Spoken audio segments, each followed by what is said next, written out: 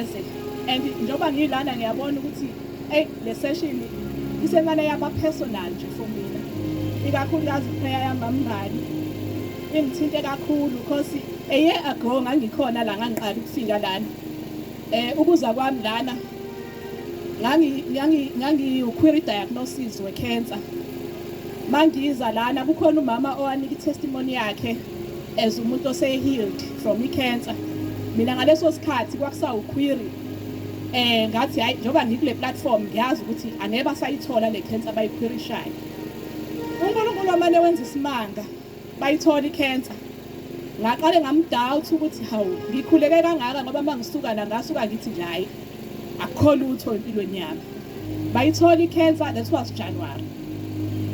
ngazama ukuconsulta kubona bonke engaconsulta kubona I remember nje khona abanye odokotela bakhona lawo doctor bami enye into engayinothisa mangikhala kubona babe ngibuyisela kuNkulunkulu nabo because omunye wabo khona iplatform angijoinisa yona yama sessions ama prayer sessions nje enze la 3 hourly lokho kwathanda ukungivula amehlo nakuthi hawu nodokotela bangilahlela kuNkulunkulu ngayihamba ijourney ngaye esibhedlela I had a major op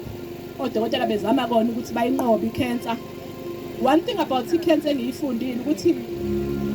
ungambheka umuntu ukuthi udiagnosed with i-stage esiphansi ebese ubheka omunye uthi udiagnosed with i-stage esiphezulu mhlawumbe stage 4 bese uzwela kakhulu loka stage 4 into engiyibonile kuyona ukuthi into ye-cancer idinga ukuthi ube ne-faith kakhulukazi kuNkulunkulu njengathi kakhulukazi kuNkulunkulu because ngibonile ngithe nje ngisanda ukudiagnosewa kwa-diagnose umani umoya wami with i-stage 4 kodwa ngithe ngibona i-journey yakhe ngiyibone iba easy than eyami ngoba yena kusuka nje diagnosewa ngimbonile ukuthi ubeke uNkulunkulu phambili wonke umuntu akakholwanga ngoba aye for i-chemo but ngenxa yokuthi ubethemba uNkulunkulu kwenzekile ngiqalile bazalwane i-treatment ngingenawo ama-finances kodwa uNkulunkulu wenzile amandla because bengingenayo i-medical aid kodwa uNkulunkulu wayenza indlela yokuthi ngenzeka private because ngathi bangera government kwathiwa une waiting list nje yonyaka kwenzeka ngaya kudokotela bangitreata bangidiagnosewa njengoba ngisho ukuthi iprayer yamambali ibe personal for mina because mangiya ko diagnosewa bengisanda ukungena kwi-process ye-divorce ngabona ukuthi mhlawumbe uNkulunkulu uyangitest ukuthi uyisithathelani lesisinqumo sokuya ku-divorce ngayihamba ijourney ngedwa uhusband engekho endleleni yami buyi namhlanje ngithe mangiqeda i-treatment udokotela wathi hayi ngeke I'm happy with indlela oyireceive ngayo i-treatment so wena ngizokubona every 6 months for your review lokho kukodwa kwangikhombisa ukuthi uNkulunkulu mkhulu ngoba also one thing about i-cancer ngibonile ukuthi kakhulukazi le yabantu besifazane i-cervical singabeka i-reason enkulu sithi u-HPV owenza i-cancer ye-cervical kodwa ngibonile ukuthi i-stress kakhulukazi enye into efanele siyigadi i-testimony yami will be more of ukuthi ngifuna sihlale kuNkulunkulu at the same time sizigade nathi sikwazi ukumlalela ukuthi uthini kuthina mina ngibambelele esimoyeni esingenzele i-stress yaze i-immune system yami yafeyila kwase kungena yona ke le cancer kodwa ngifundile ukuthi mangibeka uNkulunkulu phambili ngoba lama prayer sessions engangena kuona ngiyaconnecta every morning ngo5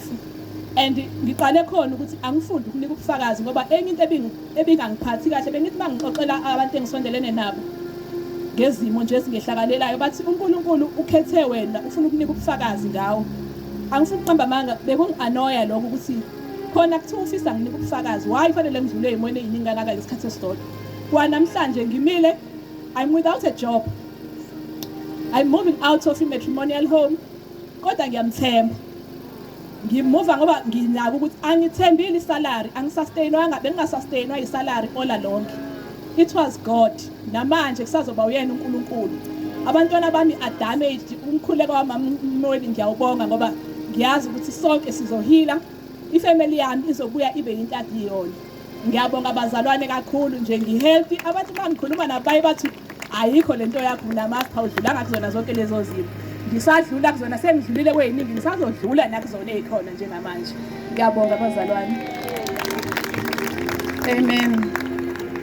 I want to greet you all in the name of our Lord Jesus Christ. Amen. This scripture, it